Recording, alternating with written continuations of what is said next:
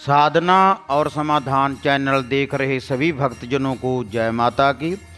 आज मैं भक्तजनों आपके लिए माता मदानन और नाहन के रैपा चौधरी रैपा पीर जी का एक शावर मंत्र बताने जा रहा हूँ। ये शावर मंत्र को आप साधारण विधि से इनका भोग प्रसाद देने के बाद ये जो शावर मंत्र है ये कार्य करेगा और माता मदानन और नाहन के रैपा पीर जी की आपके ऊपर पूर्ण रूप से कृपा बनी रहेगी, साधारण भोग प्रसाद से भी। और यह जो शावर मंत्र है इसका जो भोग प्रसाद है आप वैष्णव भोग प्रसाद भी इसका दे सकते हैं। और जो घर में जिनके घर में तामसी भोग प्रसाद लगाते हैं देवताओं को, तो वो गद्दी के ऊपर इनका जो रैपा पीर जी हैं इनका तामसी भोग प्रसाद भी लगा सकते हैं। और जो भक्तजन साधारण विधि से ये साधारण मंत्र है शावर मंत्र, जो भी इसका जाप करेगा तो माता मदानन और नाहन के रैपा चौधरी रैपा पीर जी की आपके ऊपर पूर्ण रूप से कृपा बनी रहेगी। और जो भी आप गद्दी के ऊपर नाहन के रैपा पीर जी का भोग लगाते हैं, माता मदानन जी का भोग प्रसाद लगाते हैं, वही भोग प्रसाद लगाते रहें। और यह जो शावर मंत्र है इसका आप जाप करते रहें। इसका जाप करने से ये आपके ऊपर पूर्ण रूप से इनकी कृपा बनी रहेगी।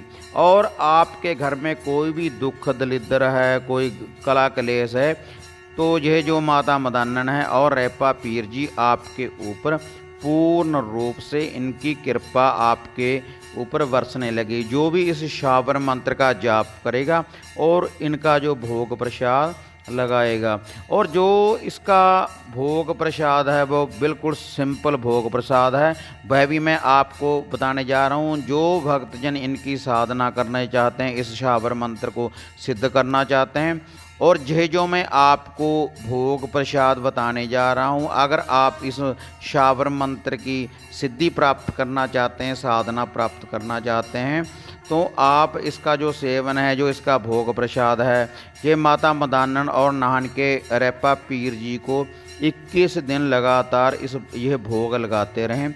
और जो अगर आपने तामसी रूप से इसकी साधना करनी है तो आपने प्याले का भोग लगाना है रैपा पीर जी को पहले दिन और 21वें दिन। और नित्य कर्म अनुसार यह जो वैष्णु भोग प्रसाद है आपने यह देते रहना। आप इसको अपने घर में ही दे सकते हैं, गद्दी के ऊपर जहाँ पर भी आप रैपा पीर जी का चिराग लगाते हैं, माता मदानन जी का चिराग लगाते हैं, तो वहाँ पर आप ये जो भोग प्रसाद है, जो विधि है, आप दे सकते हैं। और उसके बाद यह जो भोग प्रसाद है जो मैं आपको बताऊंगा, भोग लगाने के बाद आपने जाप करने के बाद जो है मैं आपको शावर मंत्र बताऊंगा, इसकी 11 माला का आपने भक्तजनों जाप करना है। और जाप करने के बाद इसको आप चुगान में रख सकते हैं भोग प्रसाद को, और अपने सर के ऊपर से 7 बार वारने के बाद आपने चुगान में रख सकते हो।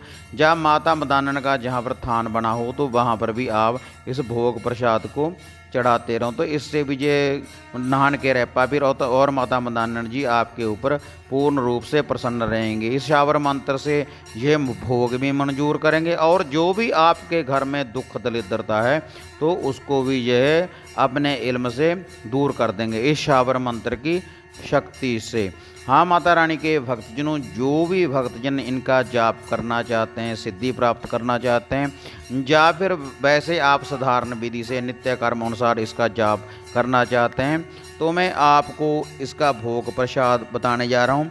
जो माता मदानन जी का आपने भोग प्रसाद लगाना है, आपने 2 लड्डू लेने हैं माता मदानन जी के नाम के, और 7 पतासे लेने हैं, और 2 मीठे पान लेने हैं, और आपने सरसों के तेल का हलवा बनाना है। जो आपने इसमें मीठा डालना है, या तो इसमें आप शक्कर डालें या गुड़ डालें। इस मीठे से ये जो हलवा है, सरसों के तेल का हलवा आपने भक्तजनों बनाना है। और 1 कच्ची लस्सी का गड़बा, कच्ची लस्सी में थोड़ा सा मीठा डाल लें। और जो रैपा पीर जी का भोग प्रसाद है, आपने गेहूं के आटे की चपाती बनाने के बाद, जैसे हम घर में खाने के लिए चूरी बनाते हैं, तो उसकी देसी घी गुड़ या शक्कर डालकर 2 चूरी की पिन्नी बनानी है।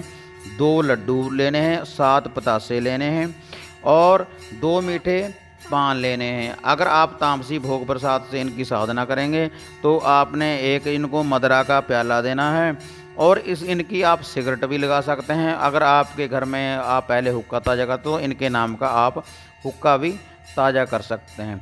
इनका ये भोग प्रसाद है। और आपने 2 चिराग लगाने हैं। सरसों के तेल के चिरागों के पास आपने जल रखना है हमेशा ही जब भी आपने होम धूप देनी है। और ये सारे भोग प्रसाद की आपने होम डालनी है। देसी घी और सरसों के तेल की होम डालनी है। उपलों की आग बनाने के बाद अंगारी के ऊपर आपने होम डालनी है, भोग लगाना है। और ये जो मैं आपको शाबर मंत्र बताऊंगा उसके बाद आपने भक्तजनों जाप करना है। जिन भक्तजनों ने वैष्णव रूप से भोग प्रसाद देना है, तामसी भोग प्रसाद नहीं देते, घर में वैष्णव रूप से इनको मानते हैं, तो आपने प्याले का भोग नहीं देना। आपने अगर तामसी भोग प्रसाद देना तो पहले दिन आपने प्याले का भोग देना है और लास्ट वाले दिन।